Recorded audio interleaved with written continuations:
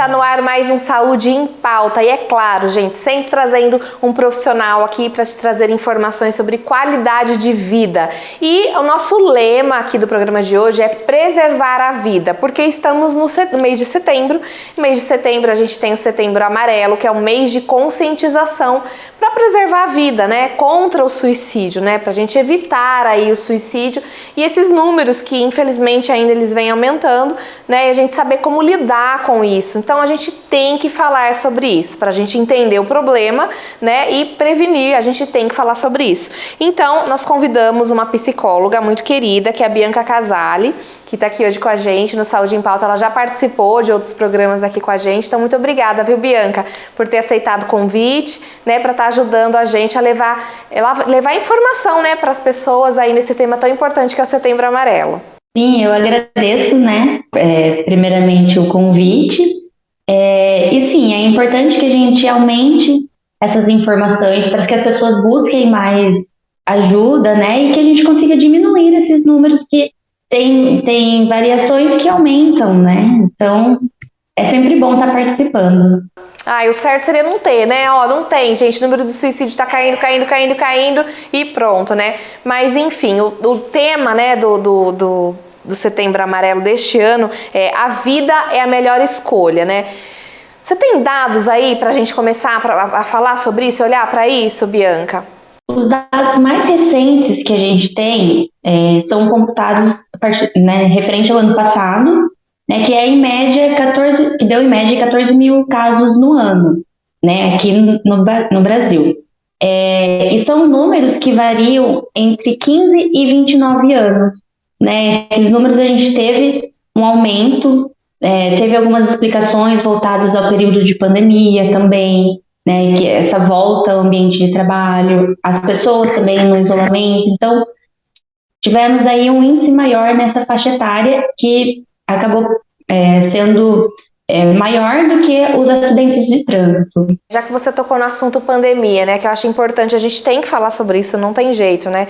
É uma mudança muito, que a gente fala, né, de alguns dos fatores aí do suicídio, observar a mudança de comportamento. A gente foi obrigada a mudar de comportamento drasticamente, né? Nós fomos obrigados aí com a pandemia, aí de repente se isolar, mudar a forma da gente se relacionar, mudar a forma da gente ver o mundo, né? E a pandemia trouxe isso. De repente, a gente vê agora, né, com as pessoas saindo de casa e festas acontecendo, parece que abriram a porteira, né? Eu brinco, né? Porque, gente, tá tudo lotado. O pessoal parece que quer correr atrás do prejuízo, né? Isso, assim, emocionalmente, mentalmente falando, né? Isso é complicado também de lidar, né, Bianca?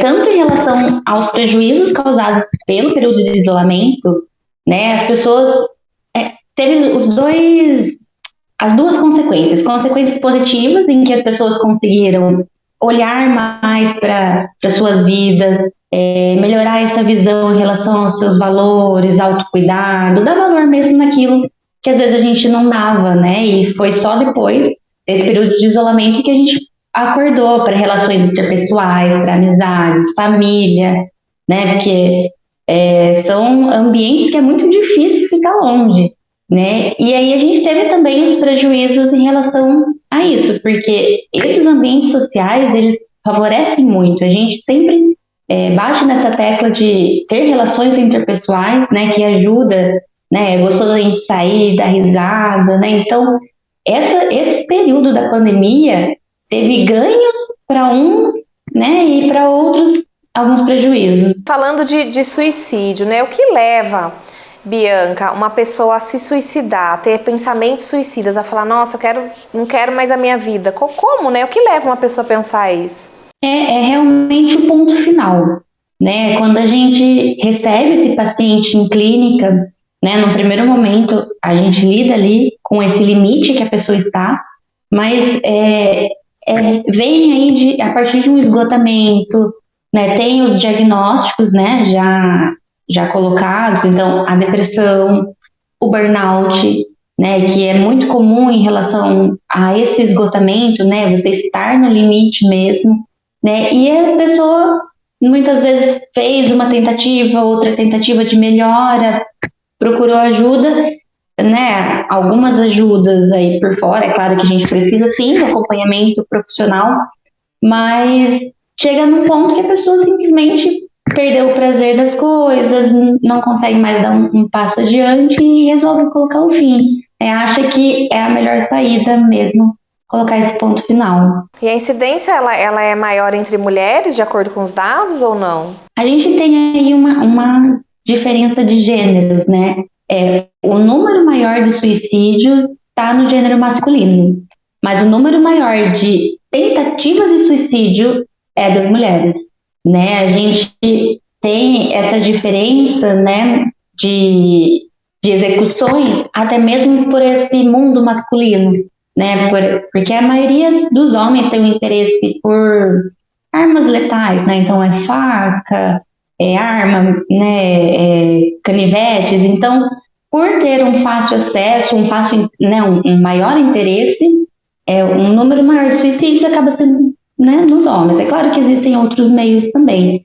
E o número de tentativas, de pensamentos, né, acaba sendo na mulher, até mesmo por essa carga que traz, né, que muitas vezes a gente tem que se dividir e tem o trabalho, questões de casa, né, o próprio ambiente doméstico. Então, todas essas coisas, dificuldades que às vezes a gente encontra por aí e leva aos pensamentos e tentativas. E se a gente identificar, por exemplo, vamos supor que eu tô no esgotamento, tô depressiva, enfim, eu identifiquei em mim, eu tive vontade de pôr fim à minha vida, existe alguma maneira de, como assim, alguma pessoa de fora tem que me ajudar, nesse momento eu não consigo me ajudar, né, eu preciso que alguém identifique isso e me ajude. Como eu posso ajudar, como eu posso sair disso? É importante ter a rede de apoio, né? Mesmo que seja uma única pessoa. A gente sempre orienta para os pacientes, porque tem muito paciente que às vezes tem dificuldade ou não consegue conversar com pessoas da família, né? Mas a gente sempre pede, olha, converse com pelo menos uma pessoa, né? E a primeira abordagem é tentar ouvir, né? Tentar acalmar a pessoa. É claro que tem algumas tentativas que não são tão válidas, né? Que quem não tem muito preparo para esse tipo de abordagem, né, também não tem como a gente considerar aí muito os erros, né? Mas, assim, palavras como, é só uma fase, vai passar, são coisas que, assim, a gente fala, mas também não é aquilo que a pessoa quer ouvir. Talvez tentar pensar junto, né, mesmo de uma maneira mais superficial, resoluções de problemas para aquele ponto específico, pode ser de grande ajuda, mas o simples fato de você conseguir conversar com alguém que seja um amigo, né, e esse amigo orientar também a, né, procurar ajuda, e, né, é muito importante também que esse amigo acompanhe, porque às vezes a pessoa não consegue ir, né, num médico, num psicólogo, então ter esse acompanhamento, por isso que a gente, né, chama de rede de apoio, né, que você fique ali à disposição, se for níveis mais graves, né, que você evite deixar a pessoa sozinha, tirar coisas que pode machucar de perto, né, então se você estiver na casa, evitar ficar na cozinha, né, ou em pontos em que tenham acesso a essas coisas cortantes, né, se a pessoa está ali num nível muito alto. Mas é importante que essa pessoa acolha no primeiro momento e oriente a procurar ajuda. Bianca, a gente vai para um rápido intervalo e a gente já volta para continuar falando sobre isso, tá? Sobre a prevenção aí do suicídio. Até já. Estamos de volta com Saúde em Pauta, conversando com Bianca Casali, ela que é psicóloga, e o nosso tema é Setembro Amarelo. Estamos falando de formas de prevenir o suicídio, de preservar a vida. Bianca, como a gente pode identificar, né, uma pessoa que está tendo esse comportamento, que está tendo esse pensamento suicida? Esse é um ponto bem importante para a gente tratar, porque a gente tem as duas formas, tanto a autoidentificação, né, quanto também as informações para que a gente possa observar o outro, né? Então, temos sintomas como um cansaço excessivo, insônia, desmotivação, às vezes a pessoa começa a desmotivar ou entra naquela rotina de reclamação, que nada dá certo, porque comigo as coisas não vão para frente, né? Então, são pensamentos iniciais que vão interferir aí na nossa confiança na nossa segurança, né? E é onde a gente começa a duvidar das coisas. Então, a gente tem também casos de aumento ou diminuição de apetite. Então, tem pessoas que têm essa mudança. A mudança de humor também, que é muito importante levar em consideração, mudança de comportamento, né? E a mudança de comportamento, né, é um dos pontos que o outro pode observar, sabe? Às vezes a gente está no ambiente de trabalho ou no ambiente familiar e a gente escuta assim, nossa, mas você tá diferente, né? Você era mais animado, agora tá mais quieto. E às vezes a gente nem considera muito essa informação, né? Ou acaba achando ruim receber isso, mas é um ponto importante para a gente, né, refletir. Porque são mudanças, algumas mudanças mais gritantes a gente até consegue identificar, mas tem coisas que passam tão despercebidas no nosso dia a dia e é muito rápido, né? A nossa rotina, né, cada vez mais acelerada, então tem coisas que passam despercebidas e a gente nem leva em consideração. Aí quando a gente vê, já está lá no limite. Então é importante a gente ter essas identificações iniciais, as mudanças, né, o desânimo, o mau humor, questões de saúde também que pode acarretar. Então são pontos importantes que a gente preste atenção, né? É importante que a gente tenha essa análise constante. Assim que identificado, né? Como a gente consegue ajudar? Primeiro ponto é procurar ajuda, né? Então, buscar um psicólogo, um médico, né? Alguma das ajudas, né? Alguns dos profissionais que se sentir mais à vontade.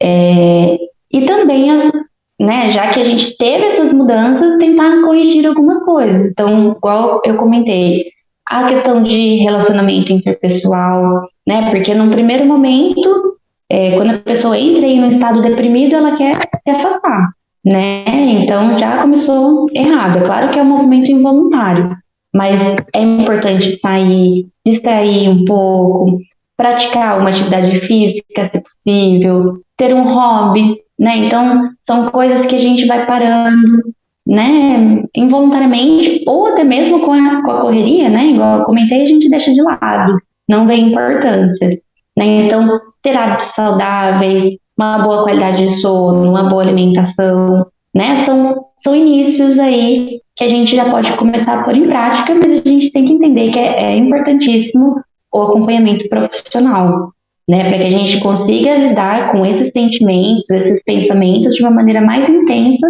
e consiga ali traçar as estratégias exatamente para o que a pessoa precisa. A gente tem um serviço muito famoso, né, aí que até é um dos precursores aí do Setembro Amarelo no Brasil, né, que é o CVV, né, o Centro de Valorização à Vida. E assim, o trabalho deles é muito interessante, né, Bianca? Assim, de às vezes você não tem uma rede de apoio, né? Não tem com quem conversar. Parece que encheu a tampa, né? Eu preciso falar, né? E é uma ajuda muito importante, né? Que te direciona também o CVV, né? Tem aumentado cada vez mais os voluntários, né? Que são voluntários, passou por treinamento, tem todo um preparo.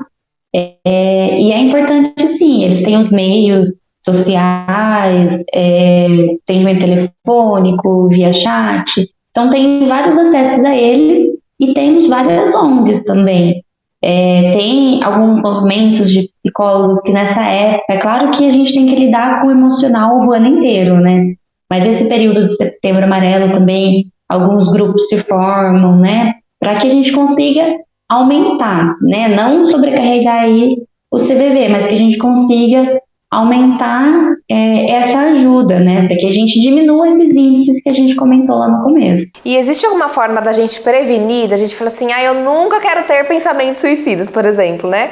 Não quero fazer parte aí nem dos pensamentos. Como a gente previne? Como a gente tem uma boa saúde mental? O primeiro ponto é a gente se conhecer, né? Eu sempre bato na tecla que autoconhecimento é um dos pontos mais importantes para a gente, porque a partir disso a gente consegue classificar o que a gente gosta, o que a gente não gosta, os limites, né? Então, ter esse conhecimento em relação a nós mesmos é o primeiro passo, né? Então, além do autoconhecimento, os hábitos saudáveis, né, que eu comentei, então, ter uma boa alimentação, né? Porque a baixa alimentação ou a falta de nutrientes também pode levar à desnutrição cognitiva. Então, vão faltar vitaminas para os nossos processamentos, questões corporais, né? Por mais que a gente tenha aí atividades físicas voltadas a uma questão corporal, ela também é importantíssima para a nossa saúde mental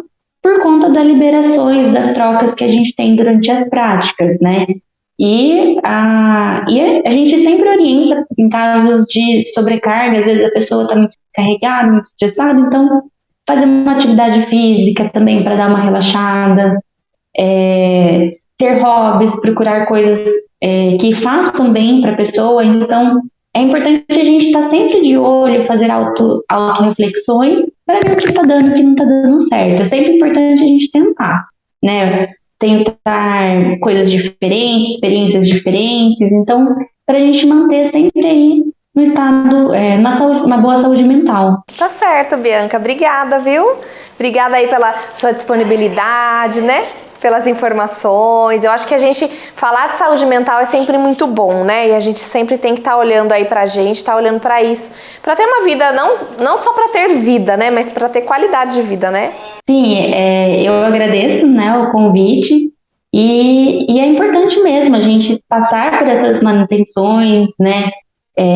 Buscar um profissional não só quando a gente chega aí no limite, mas às vezes são coisas que vão se acumulando ao longo dos dias, né, que a gente conseguiria lidar aí de uma maneira preventiva, né? Então, é importante que a gente tenha um olhar mais carinhoso, né, para nós, né? Isso eu sempre falo na clínica, porque a gente tem muito costume de se cobrar, né? Então, que a gente saiba olhar, a gente saiba refletir, né, para que a gente consiga ter aí essa qualidade de vida e melhorar cada vez mais.